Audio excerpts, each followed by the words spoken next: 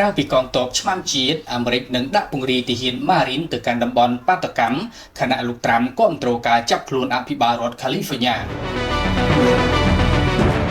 Washington យោធាអាមេរិកនឹងដាក់ពង្រាយទាហានម៉ារីនប្រហែល700នាក់ជាបណ្ដោះអាសន្នទៅកាន់ទីក្រុង Los Angeles រហូតទាល់តែកងទ័ពឆ្មាំជាតិបន្ថែមទៀតអាចទៅដល់គោលដៅខណៈវាជាចំណាត់ការមួយទៀតរបស់ប្រធានាធិបតី Donald Trump ចំពោះការតវ៉ាតាមដងផ្លូវជុំវិញគោលនយោបាយអន្តរប្រវេសន៍ដ៏ចម្រុងចម្រាស់របស់លោកនេះបើយោងតាមការផ្សាយរបស់ទីភ្នាក់ងារសារព័ត៌មាន Reuters នៅថ្ងៃអង្គារទី10ខែមិថុនាឆ្នាំ2025មកទល់នឹងថ្ងៃច័ន្ទបាតុកម្មប្រឆាំងអាជ្ញាធរអន្តរប្រវេសន៍សហព័ន្ធនៅទីក្រុង Los Angeles បានឈានចូលដល់ថ្ងៃទី4ហើយដោយមានបាតុកររាប់រយនាក់ប្រមូលផ្ដុំគ្នានៅខាងក្រៅមណ្ឌលសម្រាប់ឃុំឃាំងជនអន្តរប្រវេសន៍តាមយោធាអាមេរិកកងវីរសេនាតូចមួយនឹងត្រូវបញ្ជូនមកជួយការពារទ្រព្យសម្បត្តិរដ្ឋនិងបុគ្គលិករហូតដល់កងទ័ពឆ្មាំជាតិបន្ថែមទៀតមកដល់អភិបាលរដ្ឋ California លោក Gavin Newsom បាននិយាយថាការដាក់ពង្រាយកងទ័ពឆ្មាំជាតិគឺជារឿងខុសច្បាប់ដោយបំពានលើអំណាចគ្រប់គ្រងរដ្ឋលោក Tom Homan ដែលជាមេភ្នាក់ងារព្រំដែនរបស់លោក Trump